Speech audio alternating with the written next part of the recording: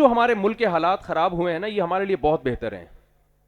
ابھی ایک اسپیکر تھے، بڑی پیاری بات کی، انہوں نے کہا میں کہانیاں سناتا ہوں. انہوں نے کہا نا تو میں بھی آپ کو دو کہانیاں سناتا ہوں، ایک سچی اور ایک جھوٹی. بعض دفعہ کہانی جھوٹی ہوتی ہے لیکن اس سے موٹیویشن بڑی تگڑی ملتی ہے. پہلے جھوٹی والی سنا دیتا ہوں، پھر سچی والی سنا دیتا ہوں. جھوٹی کہانی یہ ہے کہ ہماری دادی ہمیں قصے سنایا کرتی تھیں. پہلے زمانے میں دادیاں بڑے زبردست ایک خود موٹیویشنل اسپیکر ہوا کرتی تھیں دادیاں. بچوں کو نا بچپن سے، مجھے یاد ہے ہم چھوٹے بچے تھے تو لڑکیاں بیٹھی ہوئی نا، عید کے دن ہماری کزنیں بہنیں مہندی لگا رہی تھیں، تو ہم بھی بیٹھ گئے، بچے بیٹھ جاتے ہیں مہندی لگانے. تو ہماری دادی نے کہا نا نا نا، لڑکے مہندی نہیں لگاتے ورنہ تلوار نہیں پکڑ سکیں گے، تو وہ ان میں جو ہے نا نسوانیت پیدا ہو جائے گی. تو یہ ہم نے کون سا کوئی بم اٹھانا تھا بعد میں جا کے، لیکن ایک سمجھایا کرتی تھی کہ بھائی تم آدمی ہو تو آدمیوں والے کام کرو. آج کل تو دادیاں مارکیٹ سے ویسے ہی شارٹ ہو گئی ہیں، کیونکہ بچے اتنی عمر کے بعد جا کے آپ کی شادیاں ہو رہی ہیں، تو بچے اتنی دیر سے پیدا ہوتے ہیں، مائیں دادی بننے سے پہلے فوت ہو جاتی ہیں.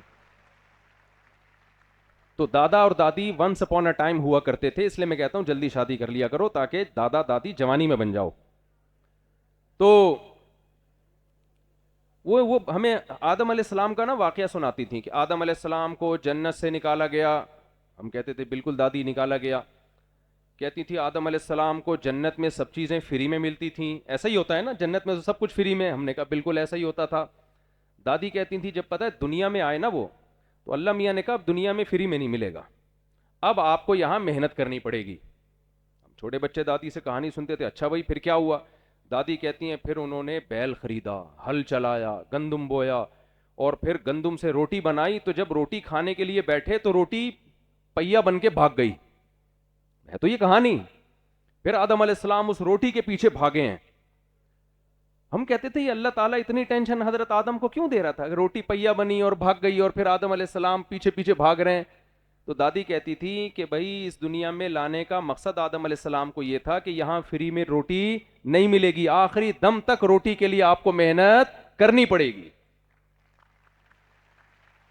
کہانی جھوٹی ہے لیکن اس سے سبق جو مل رہا ہے وہ صحیح ہے یا نہیں؟ خاندانی سبق مل رہا ہے کہ نہیں مل رہا؟ اور ایک اور کہانی میں آپ کو سناؤں گا، وہ سچی کہانی ہے. وہ ہمارے پڑوسی ایک بڑے بلڈر ہیں، کندھے پہ رومال رکھ کے گھومتے ہیں. پیسہ اتنا ہے کہ آدمی ان کی شکل دیکھ کے اندازہ نہیں لگا سکتا اس آدمی کے پاس اتنا پیسہ ہے. میں نے کہا یار آپ اتنے بڑی بڑی بلڈنگیں بنا رہے ہو، آپ نے کیا کوئی سول انجینئرنگ کی ہوئی ہے، یا آپ نے کوئی کراچی یونیورسٹی میں کوئی ڈپلوما ہولڈر، آپ نے کوئی انجینئر بنے ہو آپ وہاں جا کے، یا آپ کا کوئی بڑے بڑے تاجروں کے ساتھ اٹھنا بیٹھنا ہے، یہ آپ کو کس نے سکھایا؟ انہوں نے مجھے کہا کہ یہ میرے باپ کا مجھ پر احسان ہے. میں بڑا خوش ہوا کہ ابا نے بچپن سے ہی اینٹیں رکھنا سکھائی ہوں گی، مزدوروں کے ساتھ کام کرنا سکھایا ہوگا، تو آج یہ اتنی ترقی کی انہوں نے. کہتے ہیں نہیں، میرے ابا مجھے کہتا تھا جب میں بالغ ہوا تو میرا باپ مجھے کہتا تھا کہ خود کماؤ گے تو میں کھلاؤں گا، ادروائز میں تمہیں نہیں کھلاؤں گا. کہہ رہے ہم نہیں، جب باپ کے ٹکڑوں پہ انسان پلتا ہے، ٹکڑے تو نہیں کہنا چاہیے، باپ کے خرچے پہ انسان پلتا ہے اور باتیں 4 شادیوں کی کرتا ہے تو اچھا لگتا ہے؟ بولو بھائی. میرے پاس لوگ آتے ہیں نا، وہ صاحب میں تو کرنا چاہتا ہوں ابا کرنے نہیں دے رہے، تو آپ ابا سے کہیں میری شادی کرا دیں. میں ان سے کہتا ہوں آپ نے آدھا بیان سنا ہے، آدھا نہیں سنا. آپ نے آدھا بیان سنا ہے، آدھا نہیں سنا. آدھا بیان تو یہ سنا ہے شادی کرنی چاہیے، یہ والا نہیں سنا کہ اپنے خرچے پہ کرنی چاہیے. یہ شاید آپ اس دن بیان میں آپ غیر حاضر تھے. تو اب مجھے ایک بات بتاؤ. اس نے مجھے بتایا کہ ایک دن کیا ہوا، میرے والد نے میرے سامنے سے روٹی کھینچ لی. کھانے کے لیے میں بیٹھا تھا اور والد صاحب نے روٹی سالن میرے سامنے سے کھینچ لیا اور مجھے کہا کہ اب جب تک تو خود کما کے نہیں لائے گا میں تجھے روٹی کھانے نہیں دوں گا. کہتا ہے میرے باپ کا یہ احسان ہے، میں نے در در کی ٹھوکریں کھائیں، دھکے کھائے، اور جتنی محنت میں کر سکتا تھا میں نے کی. اس کا نتیجہ ہے کہ آج میں سینکڑوں لوگوں کو کھلانے کے قابل ہوا ہوں.